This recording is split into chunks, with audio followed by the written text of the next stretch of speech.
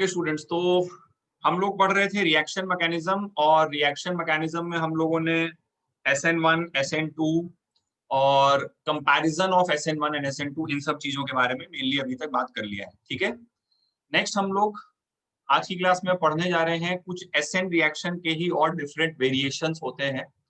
तो अगली टाइप की SN रिएक्शन जो हम लोग पढ़ने जा रहे हैं ये उतने इंपॉर्टेंट नहीं है, मतलब छोटे छोटे हैं, उतने लेंदी नहीं है, लेकिन क्वेश्चन के पॉइंट ऑफ व्यू से इंपॉर्टेंट है। कई बार क्वेश्चन एग्जाम में इसमें से आ जाता है। ठीक है, तो नेक्स्ट हम लोग पढ़ने जा रहे हैं अभी SNI।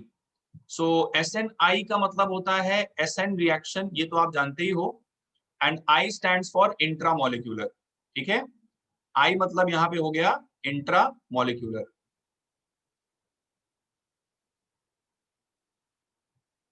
तो क्या होती है इंट्रा SNI रिएक्शन, आइए इसको हम लोग डिस्कस करते हैं। SN intramolecular reaction. तो SNI रिएक्शन का बेसिकली मतलब होता है कि जब न्यूक्लियोफाइल जो है वो बाहर से नहीं आ रहा हो, वो इंट्रामोलिक्यूलर रिएक्शन हो रही है। इंट्रामोलिक्यूलर वर्ड का मतलब आप सब लोग समझते हैं कि विद इन द मॉलिक्यूल। ठीक है, तो विद इन द मॉलिक्यूल होने वाली चीज को हम लोग इंट्रामोलिक्यूलर बोलते हैं। तो जैसे सपोज करिए कि हमारे पास एक सिस्टम है जिसमें यहाँ OH लगा हुआ है, and there are 4 carbon atoms CH2 CH2 CH2 CH2, और इससे लगा हुआ है Cl, और इसको हम लोगों ने बेसिक मीडियम में डाल दिया। ठीक है, तो अब देखिए इस कंडीशन को देखते ही पहले तो आपको समझ में आना चाहिए कि यहाँ पर एक लीविंग ग्रुप लगा हुआ है। ठीक है, और ये न्यूक्लियोफाइल होगा भाई, this is the leaving group, और OH minus is the nucleophile. तो बहुत नॉर्मल सी जो आप अभी तक आपने पढ़ा है SN2 रिएक्शन, क्योंकि ये 1 डिग्री है तो आप इजिली यहाँ पे SN2 बहुत आसानी से सोच सकते हो। ठीक है, लेकिन इस बाहर वाले OH माइनस से ज्यादा हायर टेंडेंसी इस अंदर वाले OH की रिएक्ट करने की होगी, क्योंकि इंट्रामोलिक्यूलर प्रोसेस हमेशा फास्ट होती, जल्दी होती है। ठीक है, तो ये बाहर वाला OH माइनस अटैक करे उससे पहले विद इन द मॉलिक्यूल ही एक OH है जो इस पर न्यूक्लियोफाइल की तरह न्यूक्लियोफाइल की तरह इस पर अटैक कर सकता है। अच्छा, अभी जब ये OH अटैक करेगा तो एक इंपॉर्टेंट बात यहाँ पर थोड़ी समझनी जरूरी है। इसका स्ट्रक्चर मैं थोड़ा सा इस तरह से बनाता हूँ ताकि उस इंपॉर्टेंट पॉइंट का मैं आपको फील दिला पाऊँ, है ना। तो यहाँ पर है क्लोरीन और यहाँ पर है OH। भाई देखिए, इस OH को अगर इसको अटैक करना है और इसके साथ बॉन्ड बनाना है और लीविंग ग्रुप निकालना, तो इतनी दूर से तो ये काम हो नहीं सकता है। इस OH को घूम करके पूरा इस कार्बन के पास आना पड़ेगा। तो ये इस तरह से मॉलिक्यूल कुछ मैंने कर्ल करके घुमा करके बना दिया। ठीक है, तो कर्ल करके घुमा करके बनाया, तो इस तरह से OH को मैंने यहाँ पर लिख दिया। ठीक है, अच्छा अभी क्या है भाई, दिस कार्बन पे डेल्टा प्लस चार्ज है क्लोरीन की वजह से, यहाँ पे बगल में OH आ गया, and now this OH can attack on this carbon। अभी ये OH मतलब oxygen can attack on this carbon and this leaving group will leave from here। लेकिन इंपॉर्टेंट पॉइंट यहाँ पर आप ये समझें कि यहाँ पर ऑपोजिट साइड से अटैक नहीं हो रहा है। जैसे SN2 में क्या होता था, इन्वर्जन होता था, लेकिन SNI मैकेनिज्म में भाई ये OH घूम करके, मतलब कुछ इस टाइप से घूम करके इधर से आया, और लीविंग ग्रुप इधर से निकल रहा है और OH भी इधर से ही अप्रोच कर रहा है। ठीक है, सो SNI मैकेनिज्म में this is very important from stereochemistry point of view, that there is retention in configuration. Configuration में there is a retention. SN2 में इन्वर्जन हो जाता था, लेकिन SNI में रिटेंशन होता है। अभी जब ये OH इस पे आके अटैक कर देगा, देखिए इससे हमें क्या मिल जाएगा, फटाफट देखिए सब लोग। तो 1 2 3 4 एंड 5 मेंबर रिंग मिलेगी और ये क्लोरीन बाहर चला जाएगा। ठीक है, तो एक 5 मेंबर रिंग बना देता हूं मैं। ठीक है, ऑक्सीजन अपना लोन पेयर जब डोनेट कर चुका है तो उस पर प्लस चार्ज आ जाएगा। एक लोन पेयर डोनेट करने के बाद प्लस चार्ज आ जाएगा। ये क्लोरीन यहां से निकल चुका है, Cl माइनस की तरह बाहर जा चुका है। ठीक है, अच्छा अब आप बोल सकते हो कि सर फिर इस बाहर वाले OH माइनस का क्या रोल है, इसको क्यों लिया आपने। तो इसको मैंने 2 पर्पस से लिया। पहले तो आपको मैं ये फील करा सकूं कि इंट्रामोलिक्यूलर रिएक्शन का रेट ऑफ रिएक्शन फास्टर होगा, पॉइंट नंबर 1। पॉइंट नंबर 2, इस बाहर वाले OH माइनस का रोल ये भी है कि अभी इस ऑक्सीजन पे जो प्लस चार्ज आ गया है ये इसको स्टेबलाइज करने का काम करेगा। कैसे, इसमें से H प्लस एब्स्ट्रैक्ट कर लेगा। भाई OH minus is a base, है ना, तो ये वाला जो H प्लस यहाँ से है इसको स्टेबलाइज करने के लिए this will abstract this H plus and it will form H2O, और प्लस साथ में आपको फाइनल प्रोडक्ट ये मिल जाएगा which is a cyclic ether. ठीक है, तो इस रिएक्शन को हम लोग SNI बोलते हैं। I stands for intramolecular. Nucleophile is with in the molecule, कहीं बाहर का न्यूक्लियोफाइल नहीं है, with in the molecule he nucleophile रहता है। और SNI आप तभी कराएं, अच्छा इससे SNI से ये बात भी समझ में आनी चाहिए कि एक साइक्लिक प्रोडक्ट हमेशा मिलेगा। भाई ये न्यूक्लियोफाइल इधर से आके अटैक कर देगा तो प्रोडक्ट विल बी साइक्लिक। तो SNI आप तभी प्रिफर करें जब बनने वाला प्रोडक्ट में जो रिंग बन रही है, साइक्लिक स्ट्रक्चर बन रहा है, दैट मस्ट बी 5 और 6 मेंबर्ड, है ना। ऐसा नहीं कि जबरदस्ती आप जिम्मेदारी लेके बैठ गए कि नहीं हमको तो SNI ही करवाना है, पढ़ लिया है। तो भाई 3 मेंबर्ड और 4 मेंबर्ड रिंग्स जो है वो बहुत ज्यादा स्टेबल नहीं होती है, तो इसलिए अगर 5 और 6 मेंबर्ड रिंग का प्रोडक्ट बन रहा है तो वहां पर चांसेस काफी ज्यादा बढ़ जाते हैं SNI होने के। ठीक है, तो बस इन सब बातों का ध्यान रखना है। रिटेंशन इन कॉन्फ़िगरेशन क्यों है, क्योंकि जिधर से लीविंग ग्रुप निकल रहा है उधर से ही न्यूक्लियोफाइल अप्रोच कर रहा है। ठीक है, चलिए वेरी क्विकली एक दो एग्जांपल हम लोग और करते हैं जल्दी से। नेक्स्ट क्वेश्चन, अगला क्वेश्चन है कि हमारे पास है एक बेंजीन रिंग, इस बेंजीन रिंग से लगा हुआ है OH, और यहाँ पर हमको कुछ इस प्रकार का सिस्टम दिया हुआ है। ठीक है, और हमने ले लिया OH माइनस। तो अगेन इफ यू सी यहाँ पे nucleophile with in the molecule he present है, और इस वाले कार्बन एटम से, इस वाले कार्बन एटम से लीविंग ग्रुप ब्रोमीन भी लगा हुआ है। और अगर ये OH ऑक्सीजन का लोन पेयर बेसिकली ये इस कार्बन पर अटैक कर देता है, ऑब्वियसली ये कर्ल होके इसकी तरफ चला जाएगा, सेम साइड से अटैक होगा जिधर से ब्रोमीन निकल रहा है, तो we will get 1 2 3 4 5 and 6 member ring which is stable. ठीक है, तो बस इसके बाद आप यहाँ से अगले स्टेप में प्रोडक्ट बना लो। तो प्रोडक्ट आपका बन जाएगा बेंजीन रिंग रहेगा, और बेंजीन रिंग से ऑक्सीजन जुड़ा हुआ है, और उसके बाद यहाँ पर एक और 6 मेंबर्ड रिंग आ जाएगी, और इस ऑक्सीजन पे मैं H प्लस का लॉस करवा दे रहा हूँ, एक ही स्टेप में सब कुछ कर दिया, तो H2O बन जाएगा और साथ में Br माइनस बन जाएगा। ठीक है, so this is known as SNI mechanism. Next हम लोग बात करते हैं SN1, हमने पढ़ा है SN1 डैश के बारे में बात करते हैं। SN1 डैश क्या है, ये भी काफी सिंपल डायरेक्ट स्ट्रेट फॉरवर्ड सी चीज है। जैसे सपोज करिए कि हमारे पास है छोटे छोटे, सब बेसिकली टाइप्स ऑफ क्वेश्चंस हैं एक तरह से। तो मान लीजिए हमारे पास एक ये सिस्टम है CH3CH double bond CH single bond CH2OH, ये सिस्टम है हमारे पास। ठीक है, और इसकी रिएक्शन हम लोगों ने बच्चों करवाई HI से, एसिडिक मीडियम हमने ले लिया, तो पोलर प्रोटिक सॉल्वेंट लिया है। अच्छा ये बात पहले भी हुई है और आगे भी और भी होगी कि अल्कोहल्स जो होते हैं OH ग्रुप, ये एसिडिक मीडियम में एक अच्छा लिविंग ग्रुप हो जाता है क्योंकि प्रोटोनेट हो जाता है ना। OH कभी बेसिक मीडियम में लिविंग ग्रुप की तरह काम नहीं करता है। तो बेटा आपने HI अगर ले लिया है तो HI तो काफी स्ट्रॉन्ग एसिड होता है ना। तो यहाँ पर क्या होगा कि this OH will first of all get protonated, तो ये OH2 प्लस में कन्वर्ट हो जाएगा, लोन पेयर इसके पास है, मीडियम से H प्लस आएगा। अच्छा अभी क्या हो गया, ये अच्छा लीविंग ग्रुप हो गया, और अच्छा लीविंग ग्रुप हो गया तो ये यहाँ से लीव कर जाएगा, और लीव करके जो कार्बोकटायन बन रहा है वो भी एक अच्छा खासा stable carbocation, resonance stabilized carbocation है।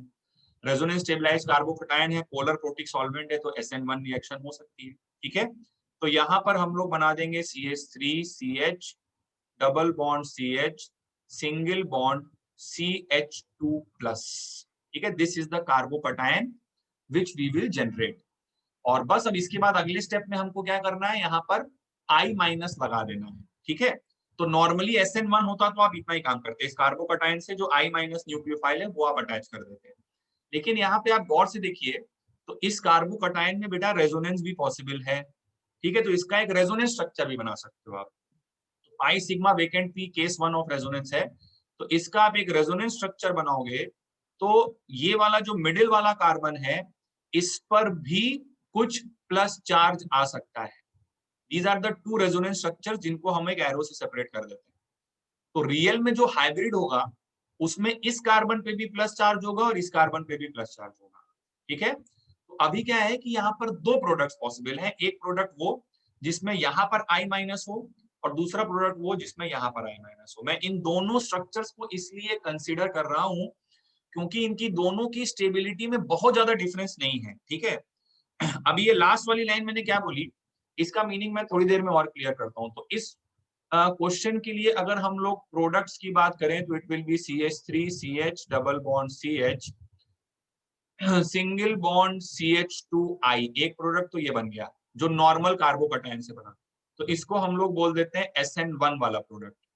और दूसरा एक प्रोडक्ट बनेगा जो रेजोनेंस स्ट्रक्चर से मैं बनाऊंगा, and that product will be CH3 CH और CH डबल बॉन्ड CH2, और यहाँ पर कार्बोकैटायन बना तो इसको मैं I लगा दूंगा यहाँ पे, and these two products are different, इसको मैं नाम दूंगा SN1 डैश। ठीक है, बस बोलने का एक तरीका है कि दो अलग अलग कार्बोकैटायन के रेजोनेंस स्ट्रक्चर से हमने टू डिफरेंट प्रोडक्ट्स बनाए हैं। इसी टाइप का एक एग्जांपल अगर हम लोग और यहाँ पे कंसिडर करें, सो लेट अस से कि we have a system like this, ठीक है, एक ऐसा सिस्टम है हमारे पास, तो इसको हमने पानी में रख दिया, तो पानी polar protic solvent, neutral polar protic solvent है, और न्यूट्रल मॉलिक्यूल वीक न्यूक्लियोफाइल है, तो सॉल्वोलिसिस की रिएक्शन यहाँ पे हो सकती है। तो again this chlorine is the leaving group, और ये यहाँ से निकलेगा तो एक रेजोनेंस स्टेबलाइज्ड कार्बोकैटायन बनेगा, ठीक है। तो दैट कार्बोकैटायन विल बी, जो फर्स्ट कार्बोकैटायन बनेगा that will be like this, ठीक है।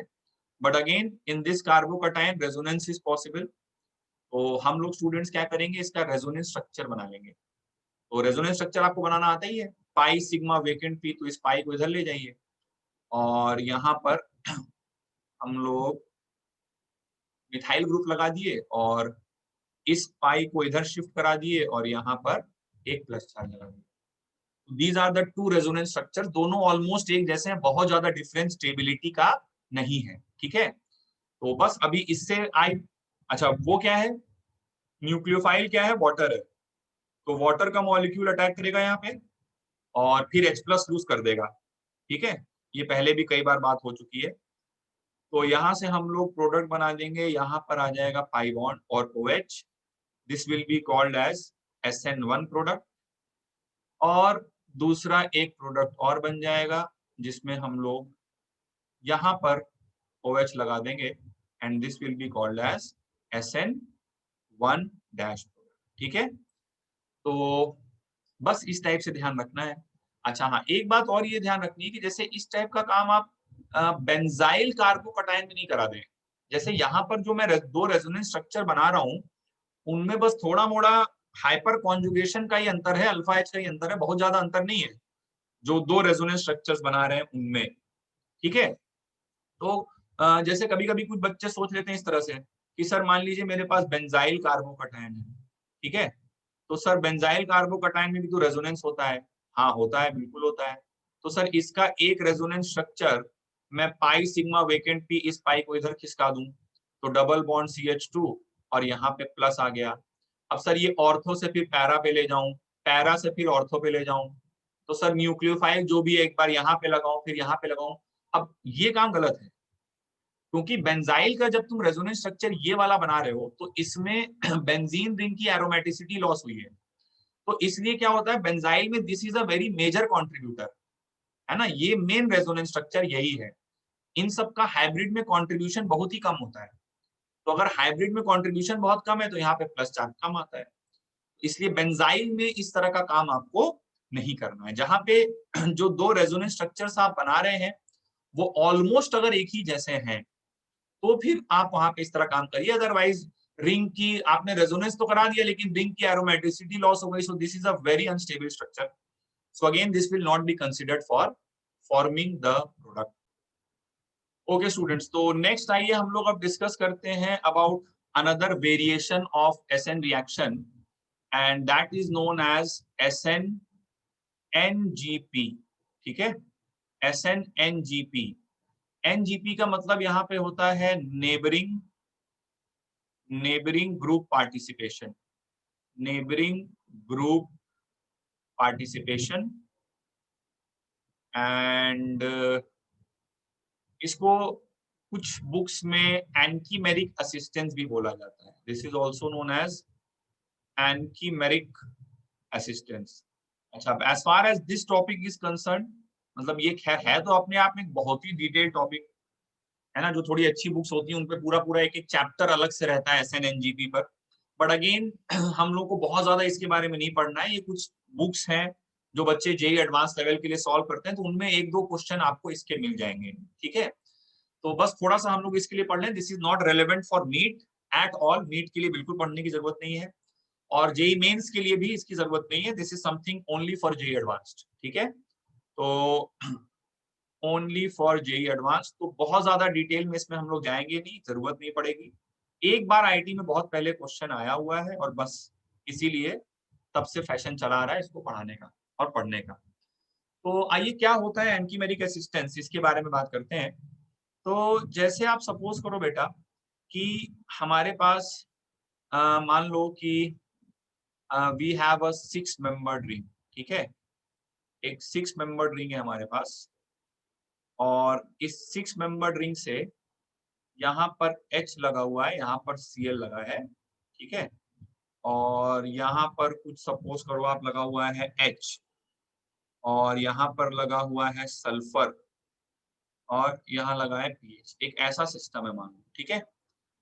तो अभी हमने क्या किया कि इसको हम लोगों ने रिएक्ट कराया, मान लो अच्छा ये मेरा लीविंग ग्रुप हो गया, this chlorine is the leaving group, okay. तो इसको हमने रिएक्ट करवाया किसी न्यूक्लियोफाइल से, मान लो OH माइनस, ठीक है। तो पहले तो मैं क्या तुम्हें कुछ फैक्ट्स बताता हूँ। फैक्ट्स क्या है?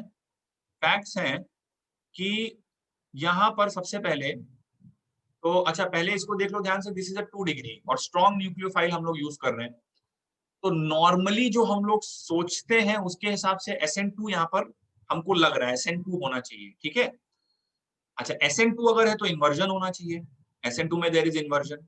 बट यहाँ पर कुछ अनयूजुअल रिजल्ट्स आते हैं हमारे पास। क्या अनयूजुअल रिजल्ट्स आते हैं पहले एक बार आपको बताते हैं। तो ये सल्फर है, इससे पीएच लगा हुआ है, यहाँ पर हाइड्रोजन है, ठीक है। और ये क्लोरीन निकल जाता है और यहाँ पर OH आ जाता है, ठीक है। Cl माइनस निकल गया। अब अनयूजुअल आपको इस रिजल्ट में कुछ लग रहा है, क्या अनयूजुअल लग रहा है बताइए जल्दी से। सबसे पहले अनयूजुअल चीज तो ये है कि देयर इज रिटेंशन, ठीक है। There is retention of configuration, first point ये है। और दूसरा पॉइंट ये है कि ये अगेन एक एक्सपेरिमेंटल फैक्ट है कि इन रिएक्शंस का रेट मतलब बहुत फास्ट होता है। It is almost 100 times faster, 100 times faster than normal SN1 SN2, 100 times faster than normal SN1 SN2, ठीक है। देन नॉर्मल SN1 SN2, उससे 100 टाइम्स फास्टर ये रेट ऑफ रिएक्शन होती है। तो इसी को हम लोग बोलते हैं SNNGP। NGP stands for neighbouring group participation. देखिए ये अगर आपका लिविंग ग्रुप है तो इसमें अब जो भी लफड़ा हो रहा है, जो भी अनयूजुअल रिजल्ट्स आ रहे हैं, वो इस सल्फर की वजह से आ रहे हैं। यही आपका नेबरिंग ग्रुप है, this is your neighbouring group, ठीक है ना। इसी को हम लोग बोलेंगे नेबरिंग ग्रुप।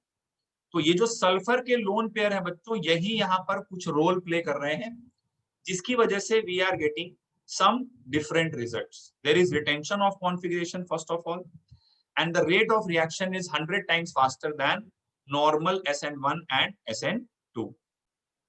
अच्छा अभी देखिए क्या है कि जो नेबरिंग ग्रुप है वो रोल तभी प्ले कर पाएगा, वो रोल तभी प्ले कर पाएगा जब वो लीविंग ग्रुप के first of all anti side पर होना चाहिए, तभी नेबरिंग ग्रुप पार्टिसिपेशन का रोल हो सकता है। तो ये सल्फर था, इससे मैंने क्या लगाया था, यहाँ पर इधर लगा था कुछ पीएच लगा था, चलो है ना। और यहाँ पर था H, ठीक है।